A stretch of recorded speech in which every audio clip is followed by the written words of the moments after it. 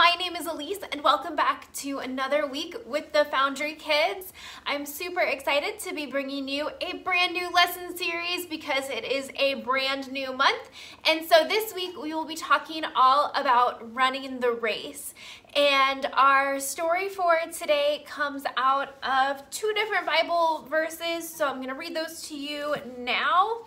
So my first verse that I have is 1 Corinthians chapter 9, verses 24 and 25. So you might have heard this one before, but I'm going to read it to you now. It says, "Do you not know that in a race all the runners run, but only one gets the prize? Run in such a way as to get the prize.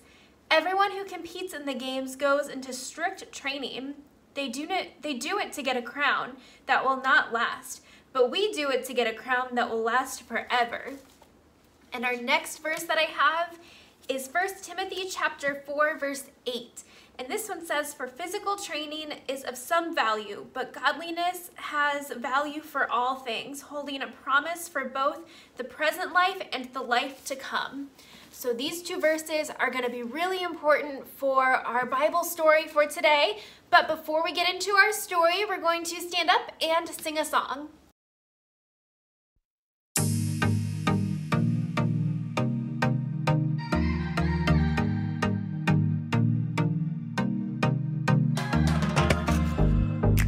Plans for me are good. You hold my future.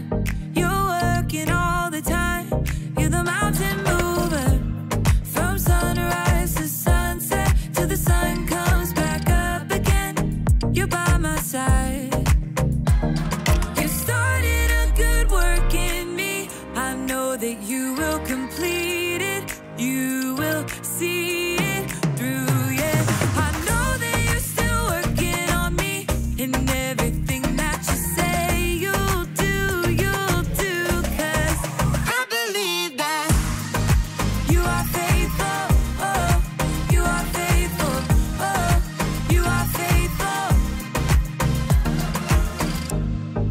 Trust your every word, 'cause I believe that you're working for my good. Yes, you're committed. From sunrise to sunset, till the sun comes back up again. You're by my side. You started a good work in me. I know that you will complete it. You will see it through. And everything that you say you'll do, 'cause I believe that you are faithful, oh, you are faithful, oh, you are faithful. You are my hope, you are my future, you are the mountain mover, you are faithful. You are my hope, you are my future, you are the mountain mover, you are faithful. You started a good work in me. I know that you will complete it. You will see it through, yeah. I know that you're still working on me. In everything that you say you'll do, 'cause I believe that you are faithful, oh, you are faithful, you are faithful, oh, you are faithful, oh, you are faithful, oh, you are faithful.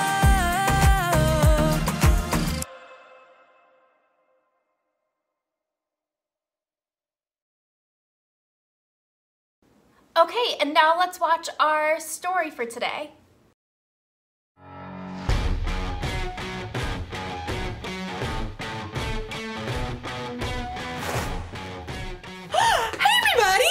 Erica, and I'm training for a 5K race. As you can see, I've been training all day, so as my grandma would say, I'm a little glowy. If you've ever run a 5K, you know it takes a lot more than popping off a couch and putting your running shoes on, okay? It takes commitment. Commitment is making a plan and putting it into practice. And my plan is not just running around a lot. I mean, I've got to train and what I'm calling the 3 S's.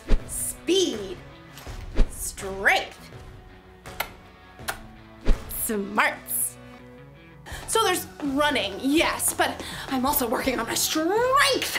And running takes a lot out of you. I just can't take it. Woo! It's so tired. Your body's gonna want to give up. Ow. But I'm going to train my brain to keep running the race no matter what. Like right now, my body is telling me not to eat this kale because it looks gross. But my brain tells me that kale is good for giving my body energy. So, here goes. Come on, brain! Eat! I can't do it, I can't do it! Maybe I can find some easier ways to train my brain. In today's story, the Apostle Paul wrote about training for a different kind of race. No kale involved. What? No, no, no, no, no,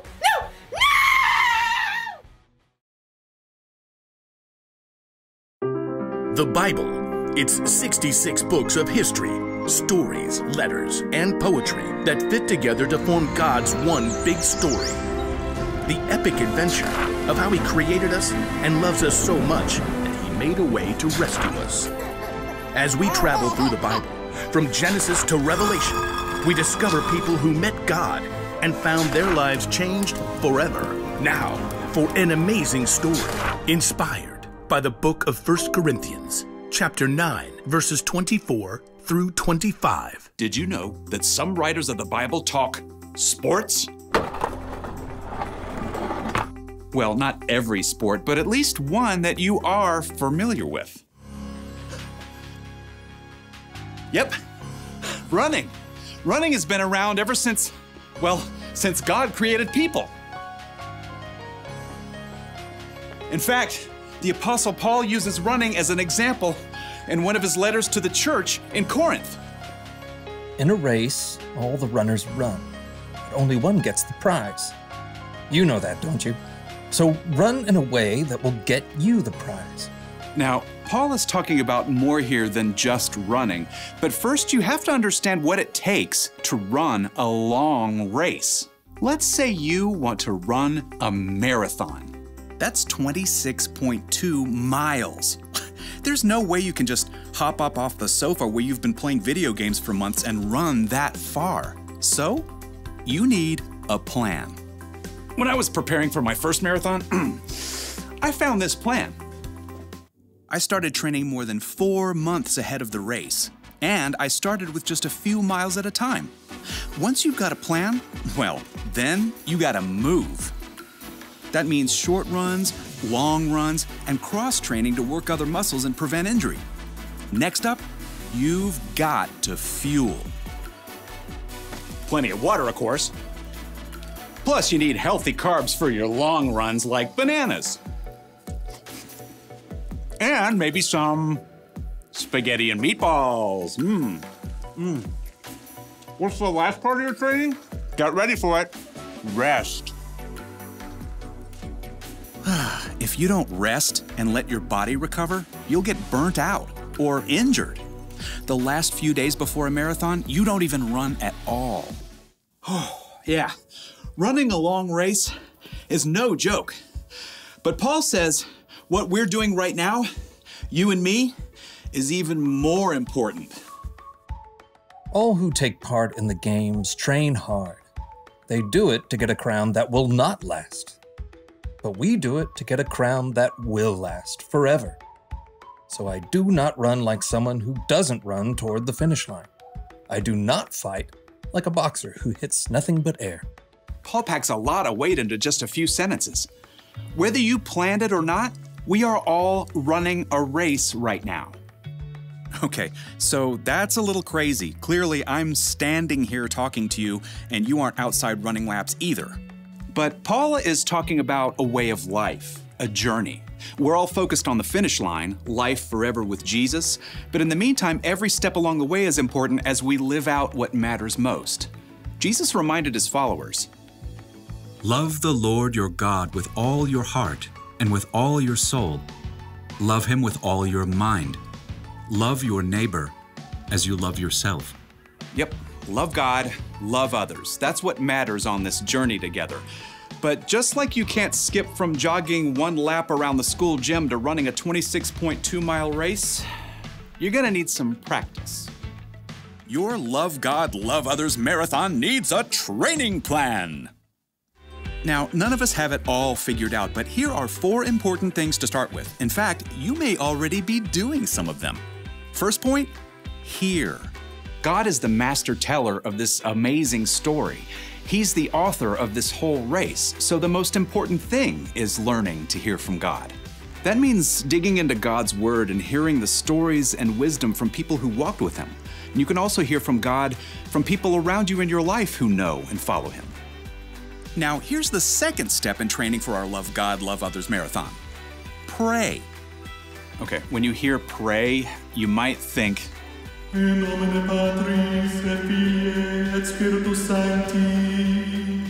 Truth is, you don't need fancy words to pray. You can talk to God anytime, anywhere, about anything, just like talking to your mom or your best friend. Now let's take a look at point 3 in our training plan. Talk. Hello out there! Tell other people what God has been up to in your life, what's changing, how you're learning to love others better. And here's the final point in your Love God, Love Others training plan. Live. Live for God. Let His love fill up every part of your life, at home, at school, at church, even when your dad makes you stop reading your book to play a game with your little sister. Hear, pray, talk, live. That's how you practice loving God and loving others. As Paul wrote, So run in a way that will get you the prize. We do it to get a crown that will last forever. and when you do, you will live out Paul's wisdom to the Corinthians and win the race.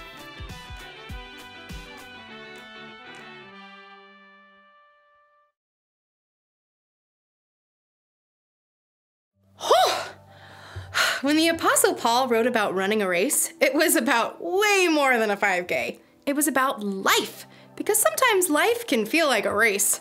That's why we've got to train. We need to make a commitment to practice what matters most. Jesus taught that what matters most is to love God and love others. How do you do that? Well, you can start with these 4 words.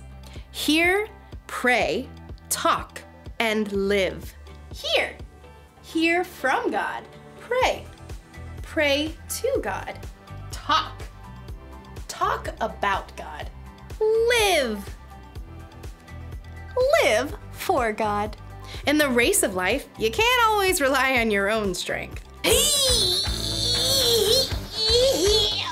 You'll need God's help and wisdom to keep running. It's not always going to be easy. You may even want to give up. But it's better to keep going, because loving God and loving others is the most important thing you will ever do. Here's the one thing to remember today. Keep practicing what matters most, loving God and loving others. This may come natural.